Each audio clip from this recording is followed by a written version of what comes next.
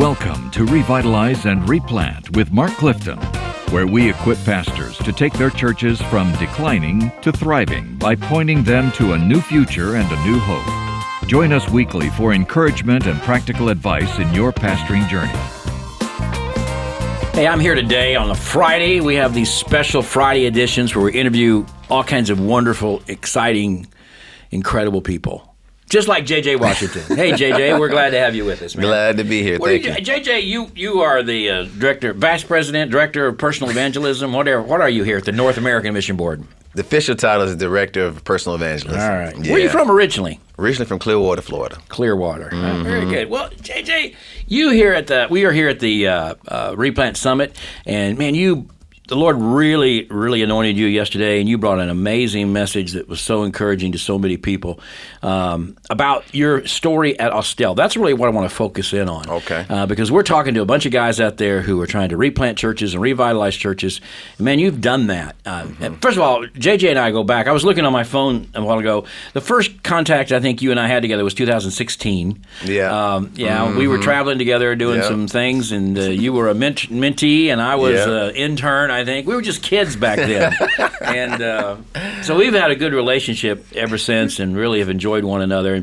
And JJ's had a huge experience in life. You played football? Yes. Tell us a little bit about that real quick. So grew up here in Atlanta. Was born in Florida, but raised here in Atlanta. Played high school football here. Went to NC State and played collegiate football. Yep. And got saved there. Yep. That's so awesome. That's where the Lord stepped into my life and felt called to ministry.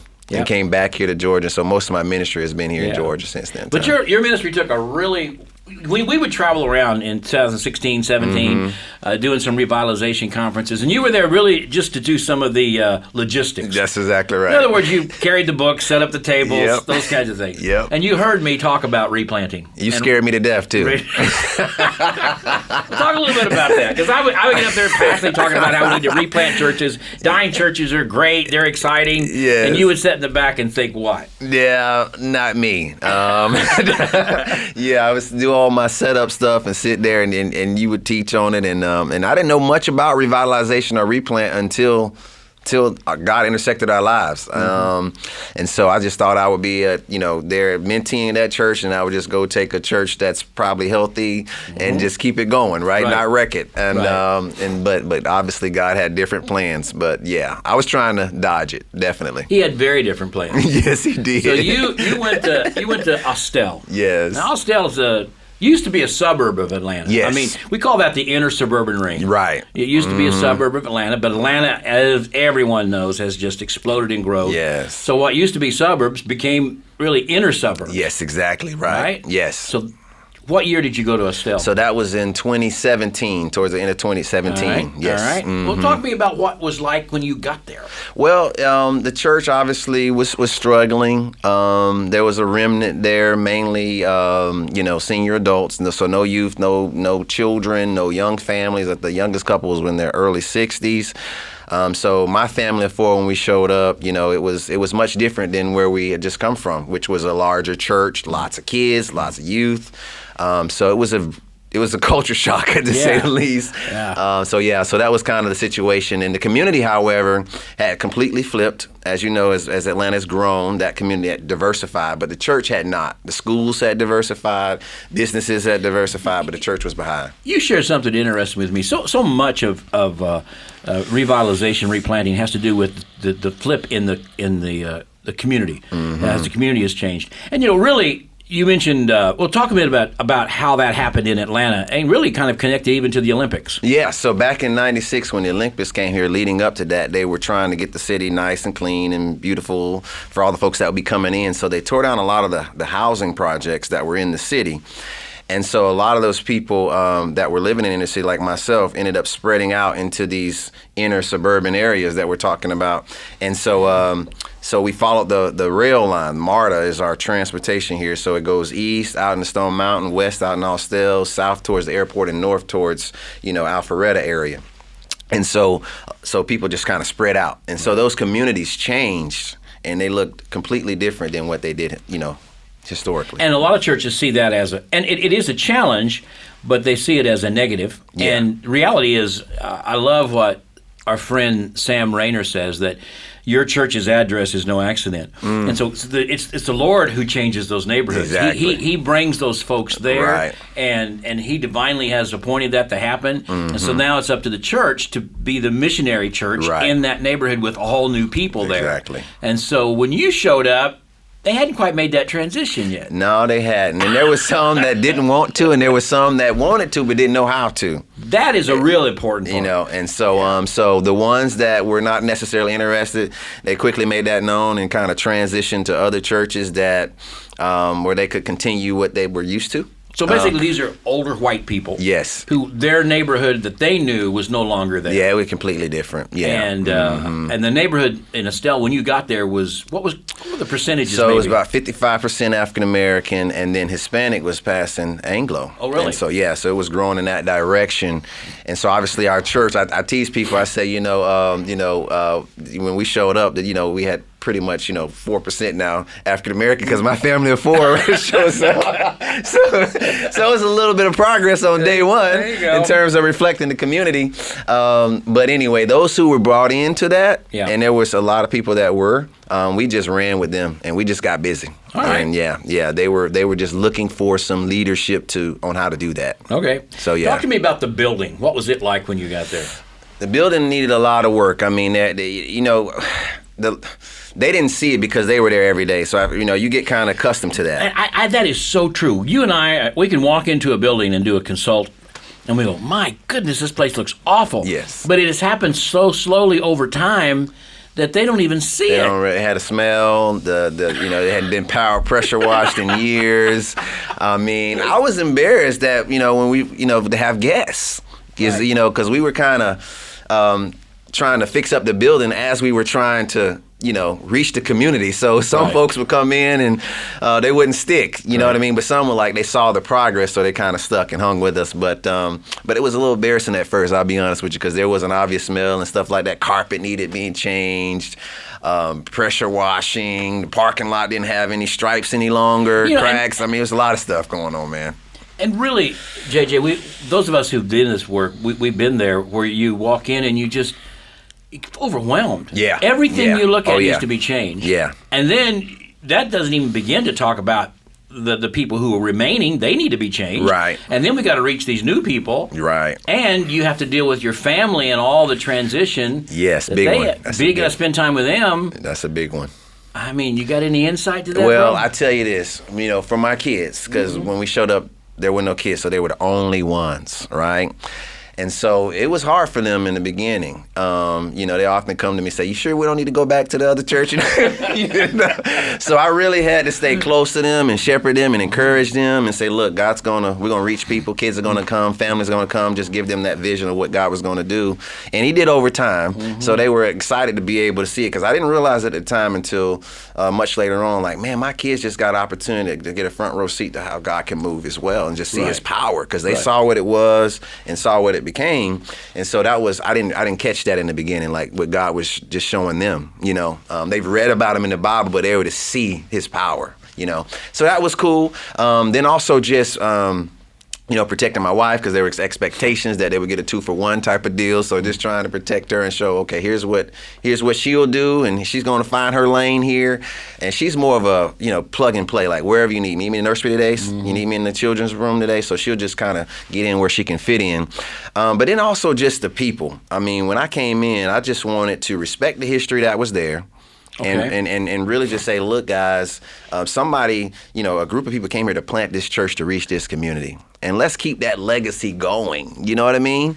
And so I just tried to inspire them in that way. And one thing I know, when you walk in the door in a replant, revive situation, the people that are there, a lot of them are demoralized. They've lost a sense of hope because they haven't seen God move in forever. No one come to the aisle, no baptisms, nothing.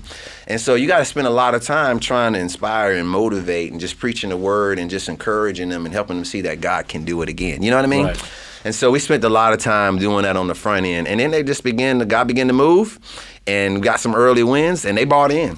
Okay. They bought in. That's awesome. So yeah. So it became really a racially mixed church. It did reflect the community, because one of the things that I told them, I said, like, here are the demographics. Here's what your community looks like today. Right. And so if we're obedient to go and reach our Jerusalem, God's going to save some, and over time, we're going to look on the inside like it looks on the outside, because these are the people who make up our community right outside of our doors. Right. And that's exactly what God did. Yeah. And so just preparing them for what that new day was going to look like. Right. So as a guy listening and his wife right now, and they're in a situation where they've got to be in a replant situation, the building's is in disrepair, the neighborhood and the church don't really jive up, and the older people don't want to make changes. Give me a couple of 3 things you're going to tell that guy who's listening right now. The main thing I would say is really focus on preaching the word. I mean, preaching the word, as you talked about a little bit yesterday about big things like the importance of discipleship and missions and evangelism, just that vision and just getting that out there. Because a lot of times what I've discovered is that some of them there wasn't much biblical literacy. You know what I mean? Yeah. And so you're trying to help them see, okay, this is in the scriptures and this is what we're called to do. Right. And over time, God will begin to move on their hearts and bring personal revival and those type of things. So that's one piece of it. Awesome. And then I would say the second thing is to be that example. Like, let them see you when y'all are praying. You're praying for the lost. You're praying for the community. You're praying, calling out these streets by name. You're sharing the gospel yourself. You're discipling folks. You're leading by your example. You know what I mean? That's so important that they're able to see that. And here's another thing I would say, the third thing, you got to be willing to do whatever it takes. Yeah, I love that. I'm telling you, man, listen, if you got to be the youth guy, the children's guy, the pastor, the administrator, the janitor, then you just got to do it. Yeah. Me and my wife, she used to come in and do some admin stuff for us part-time to help me out. And she would tease me sometimes. She'd say, there's something on the floor down in the fellowship hall. I say, just call maintenance. But I was him. We just tease like that, but you got to be willing to do whatever it takes. And here's a couple things. I remember one time, we didn't have a youth pastor. Yeah. And we started seeing youth come to the church. And some came by themselves, some came with their families. And so I was like, I got to find a way to keep these kids engaged. Right. And so on Sundays, I would preach. I would tell my wife to run down to Little Caesars, get some $5 pizzas. I would go in my office, change into street clothes, come down to fellowship, eat pizza with them, and then we'll hop on the bus, go to skating ring, go to the bowling alley, whatever. I mean, whatever it takes, you know what I mean? And so you just got to be willing to do that in those situations. You're talking to a guy who's done that. Yeah. And you're probably like me. When you were doing it, it was just, you just got up every day and did what you had to do, right? And you just kind of overwhelmed by it, but you just sort of take it one hour at a time, one day at a time. Now, you and I both are in different places. You are the director of personal evangelism at the North American Mission Board. I'm the director of replant and revitalization. I look back on those times as wonderful times. Yes. Oh, yeah. I do too. Reflect on that a little bit. Yeah. Listen, when I was pulling those pictures for you guys to see yesterday, it took me down memory lane. Yeah, we showed pictures of when he first went to Estelle, and then the baptisms, and everybody was there. Go ahead. Right. So it just takes you down memory lane, and you just kind of like, man, that was such a sweet time. I know, but it didn't seem like it at the time. Not when you're in it. Like I said, it is a crucible. It is. And you're learning. And like I said, I didn't realize this, Mark, going in, and like, okay, we're going here to do a work, but God was going to do a work in us as well. So you don't realize that, and so you're growing and you learn how to depend on the Lord, because you realize real quickly your preaching, your strategic skills, none of that is going to get it done. Only God. That's right. Like, you have to really depend on Him. That's right. My goodness. Yeah. And so it really brought a healthy dependence on the Lord like never before in my life. A couple of years ago, I was doing a conference at Southern, a doctrinal seminar or something, and same thing. I had a video of Warnell, and I was going to show them some of the stuff we did. So I played the video for these doctrinal students, and I barely have a master's degree, so it seems a little weird me doing that. But anyway, and as this video's playing, I see these people. Yeah, I see this church. I start to cry. Yeah. I mean, I just got to. I love those people. I love what I did. Absolutely. And all of a sudden, I'm thinking, I wish I was back there now. Right. Yeah. Yeah. So the guys that are in this crucible, I know what that's like. JJ knows what that's like. Yes. But man, when you look back on it, and you know what, JJ, I think that's going to be all of our ministry when we get to heaven. I don't think we're going to cry over it, but I think when we get to heaven and we see all the hard work that took place, we're going to rejoice and say, God was in all of that. He was. None of it was wasted. None. Absolutely none. Hey, man, thank you for being with us today. My pleasure. Check us out at churchreplanters.com and hang in there because we're going to have another episode coming up with JJ talking just about personal evangelism. Okay. All right? Sounds good. We'll see you in a minute. All right. Thanks for joining us today on Revitalize and Replant.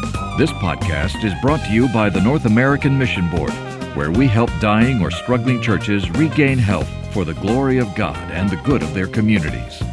If you found this conversation helpful, don't forget to subscribe to the podcast on your favorite platform. To learn more about becoming a replanting pastor or to explore resources about revitalization for your own church, visit churchreplanters.com.